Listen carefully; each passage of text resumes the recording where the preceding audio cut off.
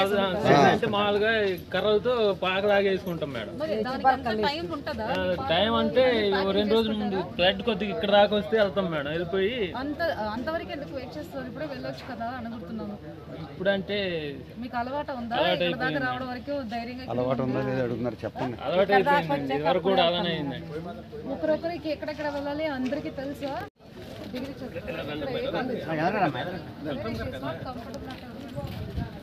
ఎక్కడ చదువుతున్నారు? ఇక్కడ మండల ఆఫీస్ దగ్గర ఉంటారు. ఏం చదువుతున్నారు? ఈ డిగ్రీలో ఏం చేస్తున్నారు? ఇద్దరం మీరు కూడా అక్కడేనా? ఇద్దరు ఒకే ఫ్యామిలీయా? ఫ్రెండ్సా? ఫ్రెండ్స్. మీరు ఇక్కడ దాకా క్వాలిటీగా పెట్టారా?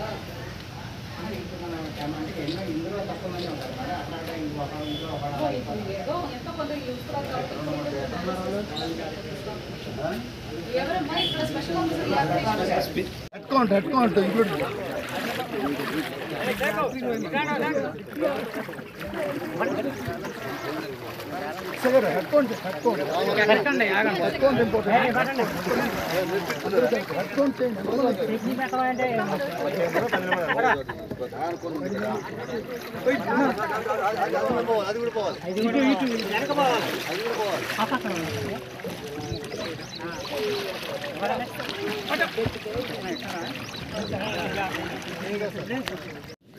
అక్కడేమో షెల్టర్గా బాగుంటుంది.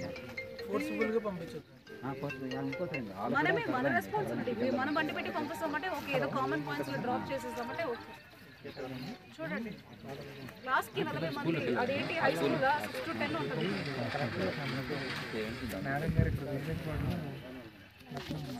ఒకవేళ ఏదన్నా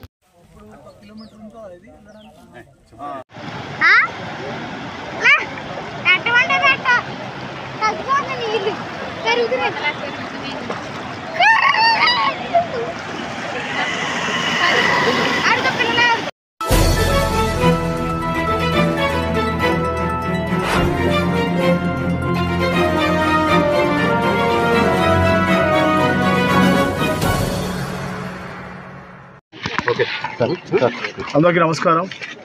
మరి గత కొన్ని రోజుల నుంచి భారీ వర్షాల కారణంగా ఇక్కడ ఉన్న ప్రాజెక్ట్ వాటర్ ఓవర్ఫ్లో అయిపోయి చాలా గ్రామాలు ఇక్కడ ముంపుకి గురవడం జరిగింది. అలాగే ఈ యొక్క హెవీ రెయిన్ఫాల్ వల్ల ఎఫెక్ట్ అయిన గ్రామాలని మరి గత కొన్ని రోజుల నుంచి మినిస్టర్స్, అలాగే ఎమ్మెల్యేస్, ఎంపీ అందరూ కూడా వచ్చి ఇక్కడ విజిట్ చేయడం జరుగుతూ ఉంది.